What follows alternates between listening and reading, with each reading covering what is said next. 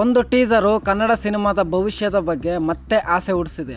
ಭಗೀರಥ ನಂತರ ಶ್ರೀಮೌಳಿ ಏನ್ ಮಾಡ್ತಾರೆ ಅಂತ ಕಾಯ್ತಿದ್ದ ಅಭಿಮಾನಿಗಳಿಗೆ ಪರಾಗ್ ಟೀಸರು ಒಂದು ದೊಡ್ಡ ಸರ್ಪ್ರೈಸ್ ಕೊಟ್ಟಿದೆ. ಆದ್ರೆ ಈ ಸಿನಿಮಾ ಕನ್ನಡ ಇಂಡಸ್ಟ್ರಿಯ ಮುಂದಿನ ಬ್ಲಾಕ್ ಬ್ಲಾಸ್ಟರ್ ಆಗುತ್ತಾ ಇಲ್ಲ ಅತಿಯಾದ ನಿರೀಕ್ಷೆ ಮಾತ್ರನಾ? ಬನ್ನಿ ಟೀಸರ್ ನ ಪ್ರತಿಯೊಂದು ಫ್ರೇಮ್ ಅನಾಲಿಸಿಸ್ ಮಾಡೋಣ.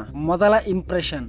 ಮೊದಲನೇ ಫ್ರೇಮ್ ನಿಂದಲೇ ಸಿನಿಮಾ ಒಂದು ಡಾರ್ಕ್, ರಾ ಮತ್ತು ಇಂಟೆನ್ಸ್ ಟೋನ್ ಸೆಟ್ ಮಾಡುತ್ತೆ. ಇದು ಕೇವಲ ಮಾಸ್ ಸಿನಿಮಾ ಅನಿಸಲ್ಲ, ಒಂದು ನೈಟ್ ನಲ್ಲಿ ನಡೆಯುವ ಸಸ್ಪೆನ್ಸ್ ಆಕ್ಷನ್ ಕಥೆಯ ಸುಳಿವು ಕೊಡುತ್ತೆ. ಶ್ರೀ ಮುರಳಿ ಅವರ ಲುಕ್ ನೋಡಿದ್ರೆ ಹೀರೋಗಿಂತ ಒಬ್ಬ ಬದುಕಿಗಾಗಿ ಹೋರಾಡುವ ಮನುಷ್ಯ ಅನಿಸ್ತಿದೆ. ಸಿನಿಮಾಟೋಗ್ರಫಿ ಬಗ್ಗೆ ಮಾತಾಡೋದಾದ್ರೆ ಈ ಟೀಸರ್ ನ ದೊಡ್ಡ ಹೈಲೈಟ್ ಕ್ಯಾಮ್ರಾ ವರ್ಕ್, ಲಾಂಗ್ ಟೇಕ್ಗಳು, ಕ್ಯಾಮ್ರಾ ಮೂವ್ಮೆಂಟ್, ಲೈಟಿಂಗ್, ಪ್ರತಿ ಶಾಟ್ಗಳು ಕೂಡ ಸೋಷಿಯಲ್ ಮೀಡಿಯಾದಲ್ಲೂ ಹಲವರು ವಿಶೇಷವಾಗಿ ಸಿನಿಮಾಟೋಗ್ರಫಿನ ಮೆಚ್ಚಿ ಕೊಂಡಾಡ್ತಿದ್ದಾರೆ. ಚರಣ್ ರಾಜ್ ಅವರ ಮ್ಯಾಜಿಕ್, ಚರಣ್ ರಾಜ್ ಅವರ ಬ್ಯಾಕ್ ಗ್ರೌಂಡ್ ಸ್ಕೋರ್ ಟೀಸರ್ ನ ಅರ್ಧ ಶಕ್ತಿ ಇದೆ ಅನ್ಬಹುದು. ಕ್ಲಾಸಿಕಲ್ ಮತ್ತು ಮಾಡರ್ನ್ ಸೌಂಡ್ ಮಿಕ್ಸ್ ಮಾಡಿ ಪ್ರತಿ ಶಾಟ್ ಗೆ ಟೆನ್ಷನ್ ಹೆಚ್ಚಿದ್ದಾರೆ. ಈ ಬಿಜಿಎಂ ಥಿಯೇಟರ್ ನಲ್ಲಿ ಇನ್ನೂ ದೊಡ್ಡದಾಗಿ ಇಂಪ್ಯಾಕ್ಟ್ ಕೊಡಬಹುದು. ಏತಕ್ಕೆ ಬಿಗುಮಾನ, ಏನ್ ಸೌಂಡ್ ಗುರು ಇದು.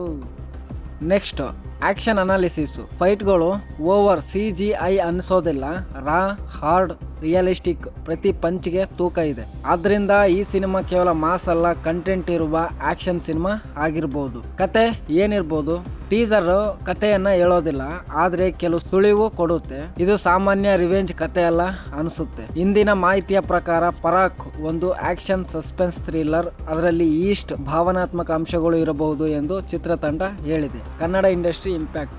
ಒಂದು ಸಿನಿಮಾ ಹಿಟ್ ಆಗೋದು ಬೇರೆ, ಒಂದು ಸಿನಿಮಾ ಇಂಡಸ್ಟ್ರಿಯ ಇಮೇಜ್ ಬದಲಾಯಿಸೋದು ಬೇರೆ. ಪರಾಗ್ ಚಿತ್ರದ ಫೈನಲ್ ಔಟ್ಪುಟ್ ಟೀಸರ್ ಮಟ್ಟದಲ್ಲೇ ಇದ್ದರೆ ಕನ್ನಡದಲ್ಲಿ ಮತ್ತೊಂದು ಟೆಕ್ನಿಕಲ್ ಸ್ಟ್ಯಾಂಡರ್ಡ್ ಸೆಟ್ ಆಗೋ ಸಾಧ್ಯತೆ ಇದೆ. ಆದ್ರೆ ನೆನಪಿರ್ಲಿ, ಒಳ್ಳೆಯ ಟೀಸರ್ ಮಾತ್ರ ಸಾಕಾಗಲ್ಲ.